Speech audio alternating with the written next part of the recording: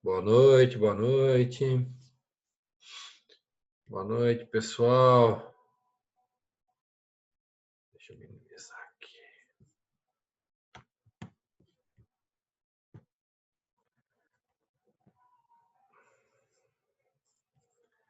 Boa noite, boa noite.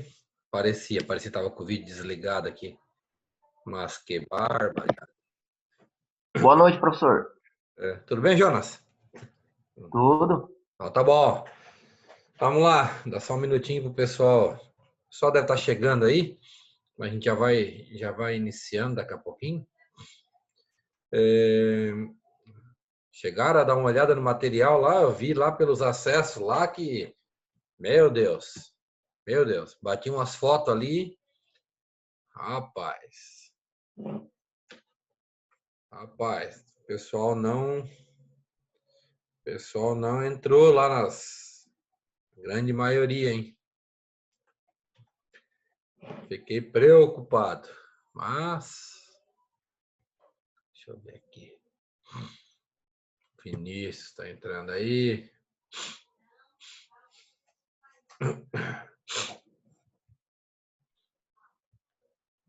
Boa noite, Vinícius. Boa noite, doutor. Tudo bem? Opa, deu certo lá, cara. Deu certo? Graças a Deus. Amém. Não, no final tudo vai dar certo aí. No final tudo vai dar certo. Vamos com calma que tudo se resolve, né? Não podemos nos estressar. Mas nós vamos lá, vamos iniciar. Enquanto o pessoal vai chegando aí. O módulo 2, né? Só lembrando aqui que nós estamos aqui no dia 30, semana passada a apresentação. O desafio do módulo 1 é até o dia 5, né? Aí dia 5 encerra. Então, só lembrando vocês, né, que tem que fazer né, responder lá o desafio. E depois tem também a atividade 2, que são as 5 questões sobre o módulo 1 e módulo 2. Módulo 2 a gente vai trabalhar agora, que se encerra dia 12, né? Dia 12 do 11, tá? Mas isso você já tem lá o material, né? Então a gente vai hoje falar um pouquinho sobre as modelagens. Na verdade, assim, eu vou fazer igual na semana passada, né? Eu vou passar o conteúdo e sempre fica aquela dica para vocês, né? Para que vocês entrem, para que vocês vejam todos os tópicos, né? Acompanhem os tópicos, cada tópico daquele onde tem as dicas, onde tem o material do livro, onde tem o vídeo, né? Tudo isso, como é uma disciplina EAD, é importante que vocês entrem, né? Leiam, anotem, façam as suas observações, né? Para depois, na hora da atividade, não ter dificuldades. Tá? Então, fica aí novamente, né? A gente já conversou sobre isso, mas fica novamente a dica, né? Então, nós estamos aqui em Fundamentos da Modelagem Matemática. Então, aqui, né? Ele começa fazendo uma introdução, né? E ele nos traz aqui o que a gente vai ter que entender ou compreender ao final desse módulo aqui, né? Dessa unidade desse módulo. Então, aqui, vocês vão ter que entender ou saber, né, diferenciar modelo e modelagem. O que é um modelo? O que é modelagem? Né? Classificar as variáveis de um modelo, ok? E definir os conceitos básicos do processo de modelagem. Tá? Então, tudo isso vocês vão conseguir vendo lá o vídeo, lendo as dicas que estão lá no livro, né? Pegar a parte do livro lá que o autor colocou, né? E também tem desafio, também tem na prática, então tudo isso vai ajudar vocês a conseguir diferenciar modelo e modelagem, né? Através dessa leitura, através desse material. Tá? Então, ele já traz para nós no início aqui um desafio, um primeiro desafio, né? Que na verdade o objetivo é a resolução de problemas, ele traz ali, né? A pesquisa operacional ela ajuda muito nisso, na solução de problemas, na escolha do melhor caminho, e para isso você tem que considerar as variáveis do problema, para depois modelar isso, fazer uma modelagem, trabalhar com essas variáveis, para daí sim definir, escolher qual a melhor opção, qual a melhor alternativa, tá bom? Então, ele traz aqui para nós uma situação, né? Você está trabalhando no escritório e faz uma pausa para tomar um café.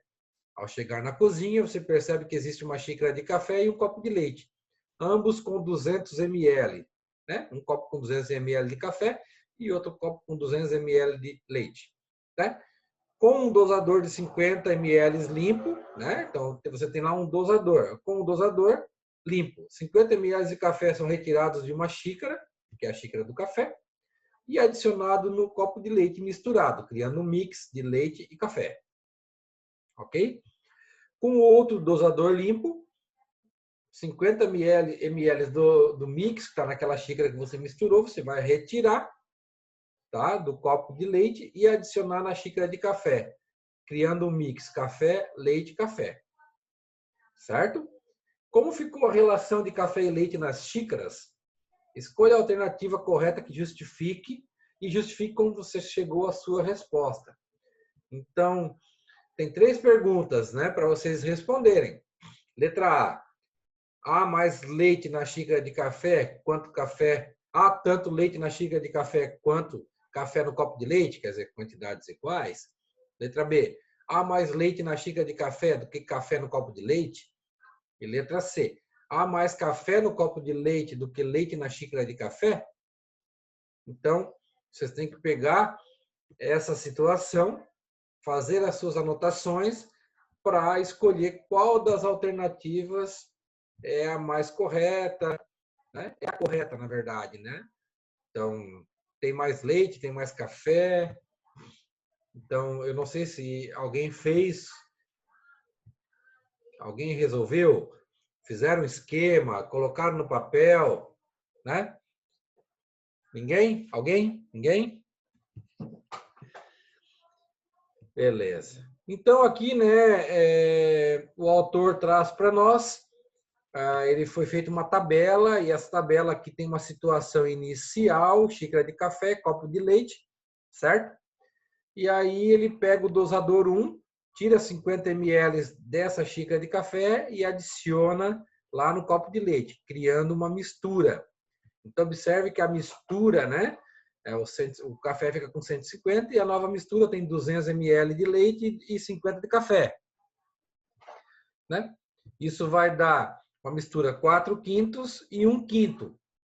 Ou seja, tem 80% de leite e 20% de café nessa nova mistura. Tá bom? Eu tenho 4/5, então isso aqui são proporções. Né? Depois ele pega lá o dosador 2 limpo, tira dessa mistura 50 ml. Como nós temos uma proporção 20/80, 20/80 de 50 ml, dá 10 de café e 40 de leite. Beleza? E ele pega essa mistura, né, e traz para cá. Ele traz essa mistura para o lado de cá, para a xícara de café. Coloca dentro da xícara de café. Né? Automaticamente, o que a gente observa aqui depois de ter feito essa operação? Que eu tenho situações iguais, né? A gente pensava que não, mas tanto a xícara de café quanto o copo de leite, né, tem quantidades iguais. Então, observa aqui, ó, há tanto leite na xícara de café quanto café no copo de leite, né? Então, quanto que eu tenho de café no copo de leite? 40. Quanto leite no outro lado? 40. Estão vendo? Só que são inversas, né? Qual opção é a mais correta? Há mais café no copo de leite do que leite na xícara de café? Há mais café no copo de leite do que leite? Não. Não tem. 40, 40, 40. Qual é a opção que vocês vão escolher aqui? Há mais leite na xícara de café do que café no copo de leite? Então, deixa eu ver aqui, estão perguntando. Não. Há tanto leite na xícara de café, há tanto leite na xícara de café, então xícara de café, leite 40, quanto café no copo de leite, 40, né? Então, nós temos aí as situações e essa de baixo é a condição correta, né? Então, só que são proporções iguais trocadas, né? Proporções iguais trocadas. Beleza.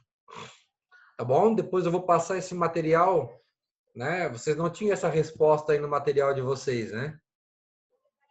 Vinícius, Jonas, Alice. Eu acho que no material de vocês não tem a resposta, né? Não. Não tem, professor, é só... Tá. Aí depois eu vou passar para vocês essa tabela e aí vocês vão ter a tabelinha certinho com essa operação, tá bom? Beleza. E aí traz para nós aqui um infográfico, né? Então ele mostra um esquema básico do processo de modelagem, né? A modelagem nada mais é do que você trabalhar com as variáveis. Você vai pegar uma situação real, né? Uma situação real, então você tem lá necessidade de negociar com outras pessoas, situações confusas, necessidade de negociar com outros departamentos dentro da empresa, né? Tudo isso acaba gerando conflitos, dificuldades, certo? Mas todos querem o melhor para a empresa. Então, o que ele está trazendo para nós aqui? Que você vai ter que levar em conta as variáveis, certo? Trabalhar em conjunto para buscar uma melhor solução. Vai ter que modelar para chegar numa solução, chegar num melhor caminho. Beleza? Com relação ao livro, né? Eu peço que vocês façam a leitura. Esse livro é um livro bem interessante e ele traz, nessa primeira parte desse livro, ele trabalha o tópico 1 e 2. Então, aqui, ó, ele pega as fases do estudo, né, de PO, e ele, no livro, o autor trouxe a parte de definição do problema, tá? E coleta de dados, e também a formulação do modelo matemático. Então, ele não trabalha os 6 pontos aqui. Ele traz, nessa primeira parte, o tópico 1, ou ponto 1, e o ponto 2, tá bom? Então, eu preciso que vocês façam a leitura, né? Vocês têm que fazer a leitura, anotar os pontos importantes. Boa noite, Leidiane. Beleza.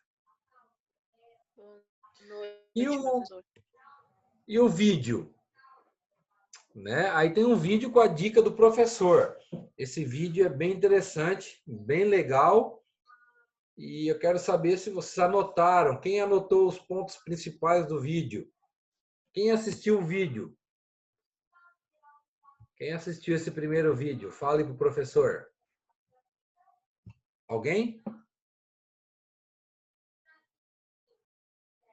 Ninguém? Tá. Então, quais são os pontos mais importantes, né? Então, eu tirei os pontos mais importantes desse primeiro vídeo, tá?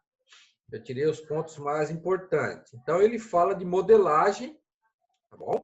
Ele traz essa questão da modelagem, né? Ele fala que o processo produtivo se comporta de forma sistêmica, mas é complexo, com muitas variáveis, tá bom?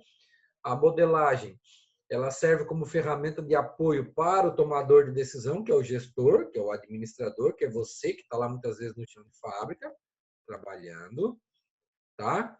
Aí ele traz esse questionamento, por que modelar? Porque a modelagem é a forma que você vai conseguir para buscar um melhor entendimento da realidade, tá? Então, a modelagem, ela exige que você levante informações, busque situações, tenha objetivos definidos, né, para o grupo, naquele setor, naquele departamento, ou às vezes é uma situação que abrange vários departamentos. Então, esses objetivos para você levantar informações têm que estar bem claros, tá? Ele traz também a questão de modelos, né? Modelos físicos, quantitativos ou qualitativos, certo? Temos aqui um confronto entre realidade e intuição. O gestor, o administrador, ele tem que usar a intuição dele, mas tem que considerar muito a realidade da situação, do ambiente que ele está. Tá bom? Melhor decisão. A melhor decisão nem sempre é a resposta ótima do teu problema, porque muitas vezes tu vai modelar, tu vai chegar numa situação em que tu deveria fazer seguir tal caminho, mas nem sempre vai ser aquele caminho, porque você vai ter outras variáveis, tá bom?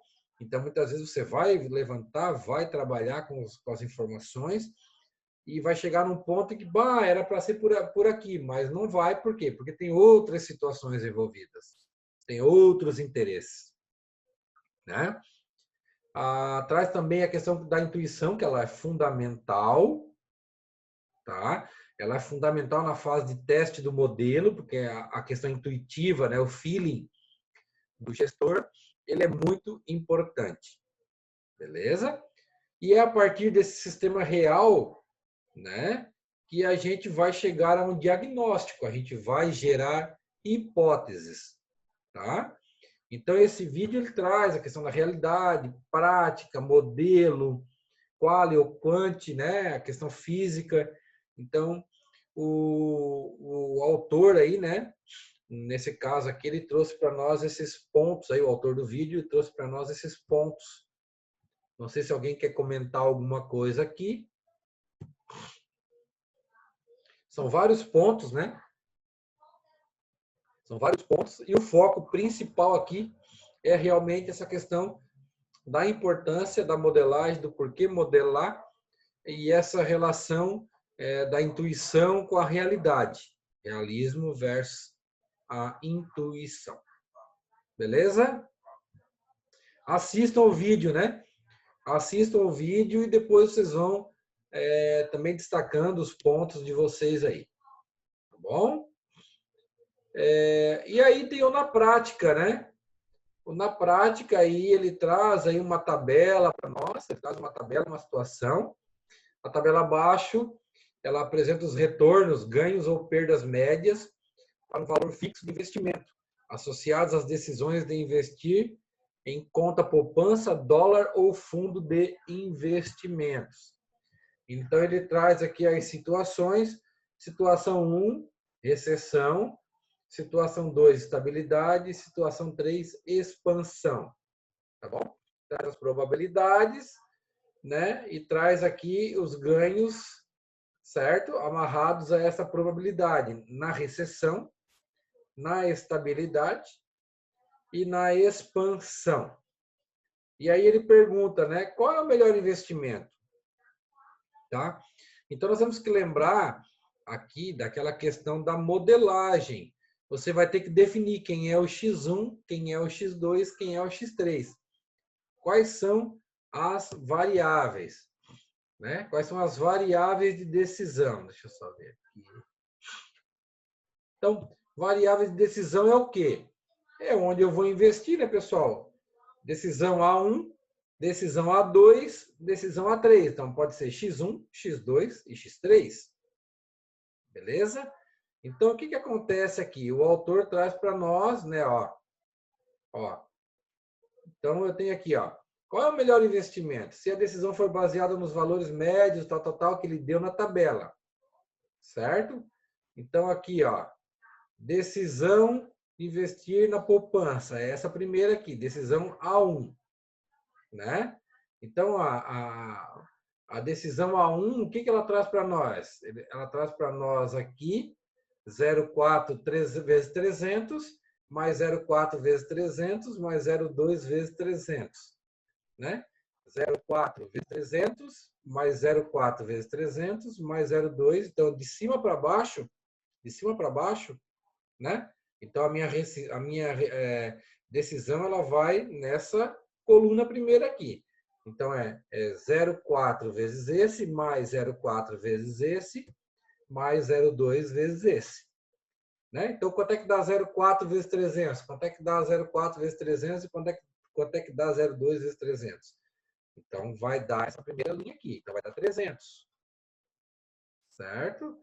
Então, o ganho, né? Então, o meu ganho no A1 é 300. O meu ganho no A2, 0,4, 0,4, 0,2. Novamente, né? 0,4, 0,4 e 0,2. Certo? E por último, 0,4 vezes o menos 100, que é investir em dólar, 0,4 vezes 200 e 0,4 vezes 700, que vai dar 180. Então lá tu vai trabalhar na coluna, por coluna, né? Então, eu tenho 300 na primeira, no A1, tenho 320 no A2 e tenho um ganho de 180 no A3. Então, para mim, né, as variáveis de decisão seria ou investir no A1, ou investir no A2, ou investir no A3. O meu objetivo é maximizar o retorno. Se o meu objetivo é maximizar o retorno, eu vou tomar a decisão de investir em qual? No 320, que é o ganho do A2. Então, a segunda opção aqui é a mais interessante. Quais seriam as restrições? Né? Seriam mudanças na economia. Mudanças na economia, mudanças em taxa Selic, mudanças de governo que podem estar alterando, reduzindo, mudando essas situações que foram trazidas aqui no problema. Mas só lembrando para vocês que então a gente trabalhou por coluna, tá bom? Então aqui primeira coluna, segunda coluna e terceira coluna, por investimento. Perguntas? Né? O que está na tabela, ele multiplicou pelos ganhos. E aqui está quais são as variáveis, qual é o objetivo e quais são as restrições. Beleza? Ok. E no final, né, eu saiba mais lá, que vocês podem também estar pesquisando. Né? Está pesquisando, está entrando no material e fazendo adquirindo mais informação. Tá bom? Então, esse seria a primeira unidade aqui, né, desse módulo. Tá bom? Cabe a vocês agora depois entrarem, fazerem a leitura, assistir o vídeo, né? Desenvolver esses desafios, né? Refazer para fixar. Beleza? Ótimo. Tá bom. Então, aqui, depois, ele dá sequência indo lá para as características dos modelos matemáticos. Né? Então, aqui, o que o autor quer? Né? Qual foi o objetivo dessa unidade? Né? O que ele quer? Que a gente tenha uma noção para conseguir explicar diferentes modelos que são comuns em problemas de pesquisa operacional, analisar os fatores restritivos de um problema, identificar o objetivo. Então, a gente está aprendendo a definir variáveis de decisão, definir o problema e a função objetivo desse problema e as restrições desse problema. Isso a gente já vem conversando. Né? Deixa só eu admitir aqui. Então, beleza. Então, aqui, esses desafios vocês têm que, pessoal, ir lá e tentar desenvolver. Eu vou passar o gabarito para que vocês também desenvolvam. Tá bom? Então, aqui, nós temos uma situação, né, de uma empresa que ela utiliza uma empilhadeira. Essa empilhadeira, ela transporta os componentes A, B e C, um de cada, tá? Entre a fabricação e a linha de montagem, tá bom?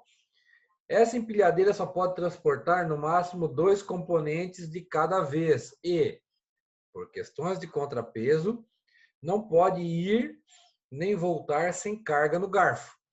Então, se ela levar o A e o B, ela vai ter que retornar com o A ou com o B para poder pegar o C.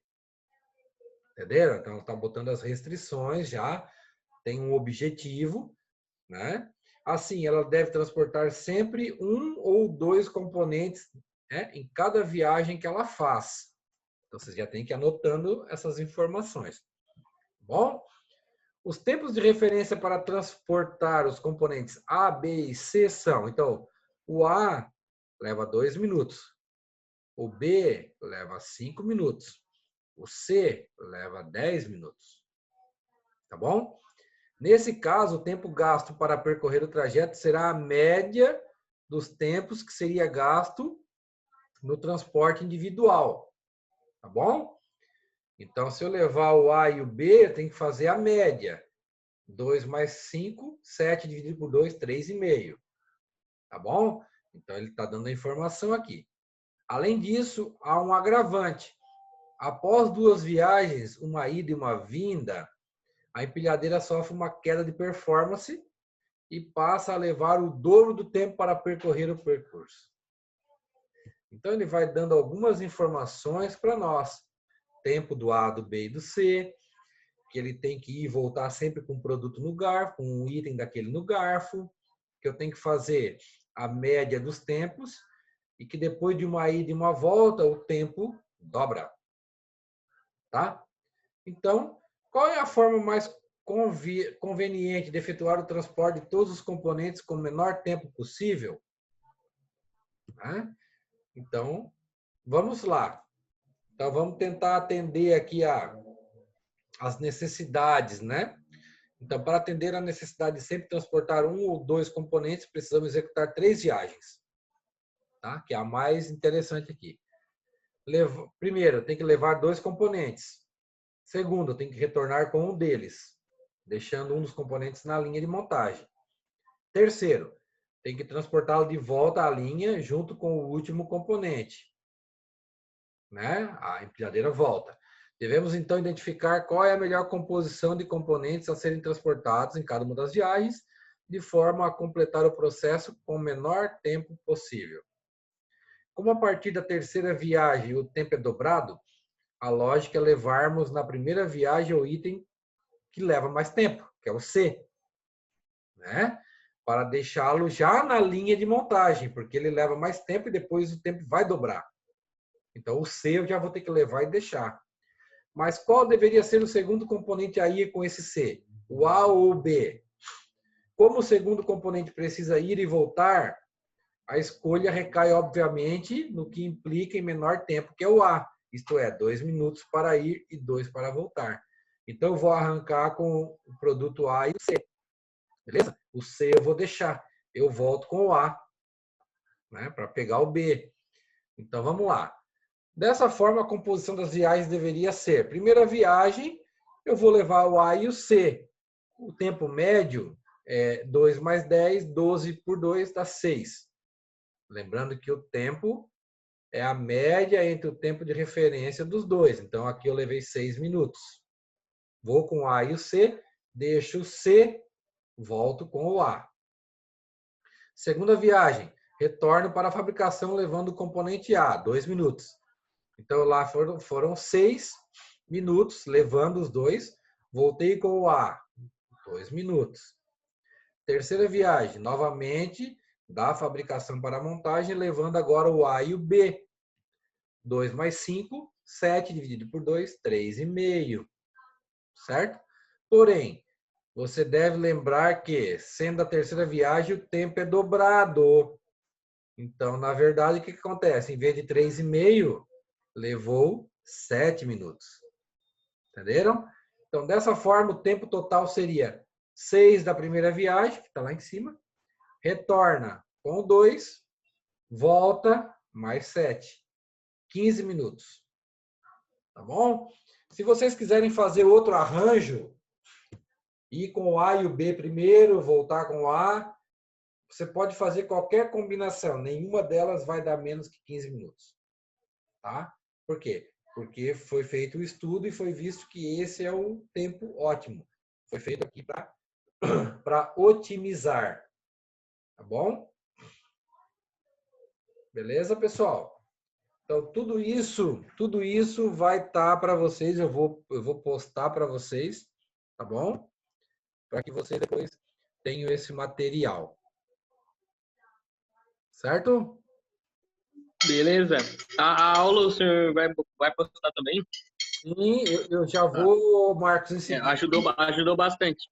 Isso, não, eu vou gravar, depois em seguida já passo para vocês, aí vocês já têm a aula, já têm o material, e aí é com vocês, aí vocês vão estudar bem tranquilo, não tem dificuldade, é só, claro, né, Marcos, tem que tirar o tempinho para, certo? Fazer, faz parte do jogo, né? Faz parte. Então, aqui também traz para nós um infográfico, né? Que é esse tipo de gráfico aqui, onde ele traz vários tipos, vários modelos, né? De pesquisa operacional, modelo de filas, modelo de rota, alocação, né? Modelos de estoque, tem teoria de decisão, tem muita coisa, né? Vocês só trabalhariam com isso se você se aprofundar numa área específica de um ramo específico de uma empresa, tá? Que não é o caso, mas se traz isso para vocês terem uma noção da amplitude, né? Da amplitude que nós temos, de tantas teorias que nós temos aí na pesquisa operacional, tá bom? O livro também, né? Tem uma outra parte do livro Pesquisa Operacional aqui, que é esse aqui que eu coloquei a capa dele, que é importante para vocês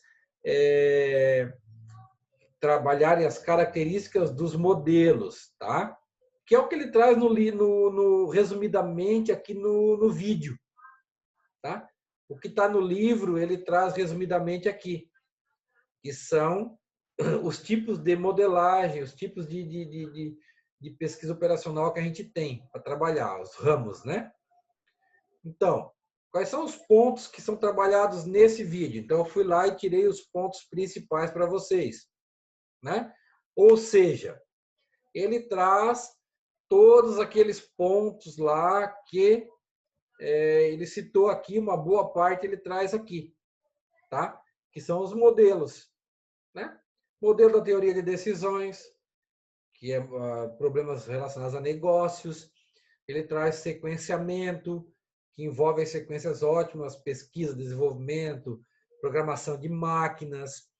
Ele traz modelos de alocação, tá? Que eu tenho a questão de recursos limitados, eu tenho número de atividades pré-definidas, caminhos alternativos, né? Eu tenho modelos de designação, tá? Tem modelo de competição, que traz lá a teoria dos jogos. Eu tenho a otimização clássica, que é focada em procura de máximo e mínimo. Eu tenho a teoria de reposição para dois tipos de problema, né? Então, degeneração de produto por dentro de um período de tempo ou falhas por tempo de uso. Filas de espera, né? Trata de chegadas uniformes, aleatórias. Então, vamos pegar aí alguns softwares que trabalham em relação a isso, né? Fila de espera, vamos pegar aí pedágio, vamos pegar aeroportos, né? Tem outro aqui que é de rotas, tá? Então, o autor ele vai citando, ele vai elencando, tá? E aí lá no livro você vai ter essas informações que são pertinentes, né? São pertinentes. Importante que vocês vejam o vídeo. E na prática aqui, aí eu já tomei a liberdade de fazer uma breve modelagem. Então, o autor traz um gabarito, mas eu também fui além e fiz uma modelagem. E depois, semana que vem, eu quero trabalhar com vocês o solver, né? Então, é importante que vocês agora, inclusive nesse computador aqui, que eu estou com o computador emprestado, eu também vou ter que instalar o solver, habilitar ele, né?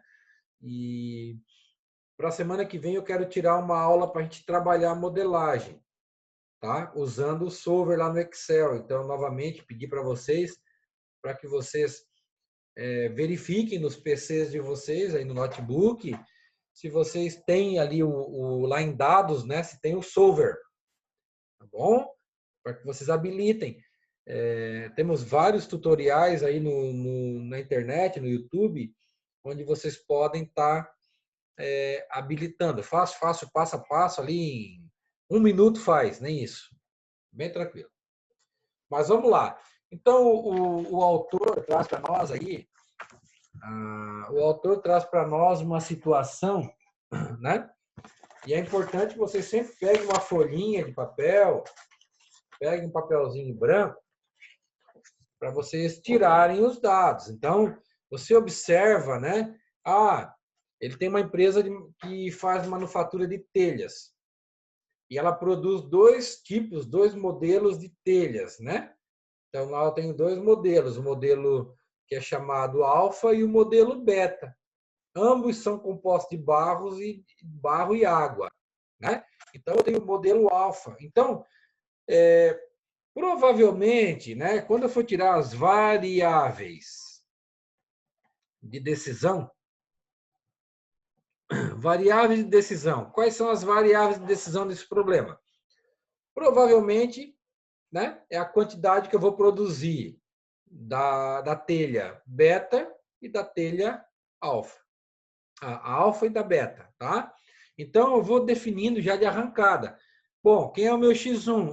O meu X1 vai ser a quantidade a produzir ou a vender, né? Mas quantidade a produzir do modelo alfa. Então, sempre que eu falar em X1, ou sempre que eu falar em X e Y, por exemplo, o X vai ser essa telha modelo alfa. Quem é o X2? É a quantidade que eu vou produzir da telha modelo beta. Então, depois que eu definir isso, eu sei que o X1, ok, X1 é alfa, X2 é beta, né? Então, você já arranca com as variáveis de decisão do problema. Bom?